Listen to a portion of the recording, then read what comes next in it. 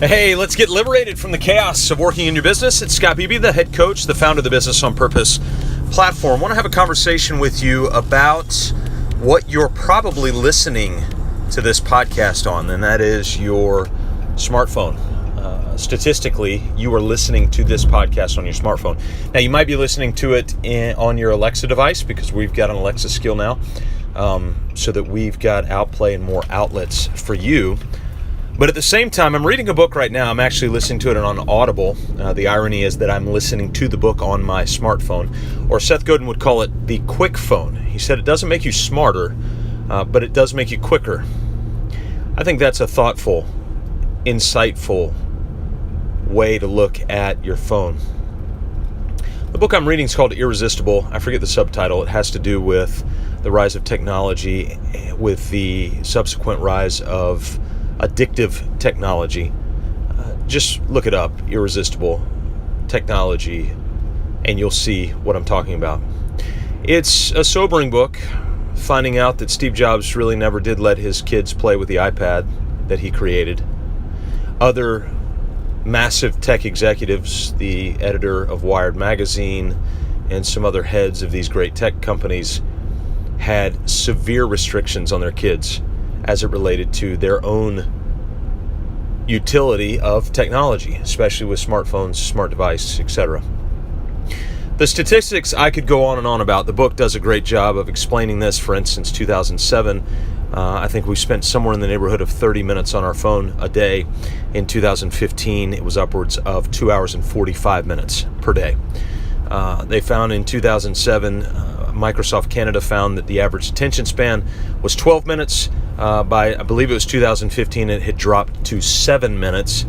And what they had also found out was the average attention span of a goldfish was 9 seconds. I may have said minutes, by the way.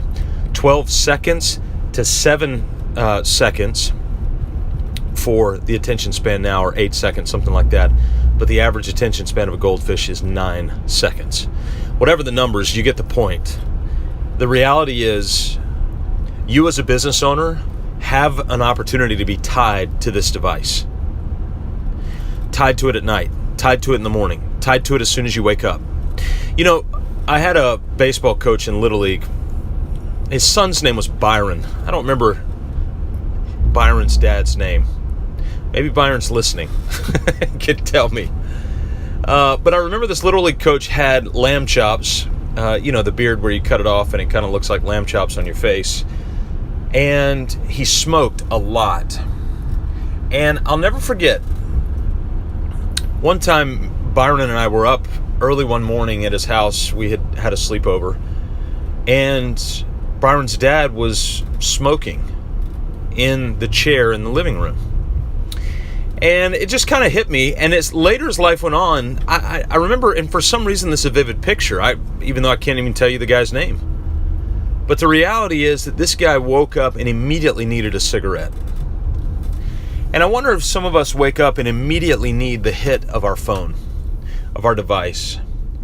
I'm doing this podcast because I want to simply ask you the question and force you to think about it.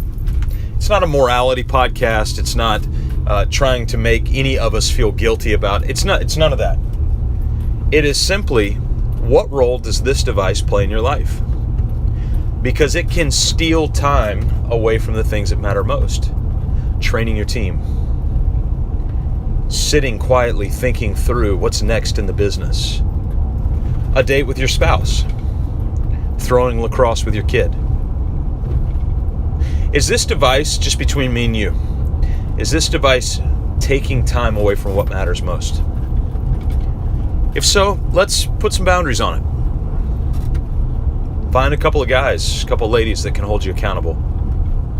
And let's put some boundaries on it, because here's the reality. If you want to make changes, especially sweeping changes, in things that are socially acceptable, like handheld devices, smart devices, the reality is you've got to do it in community.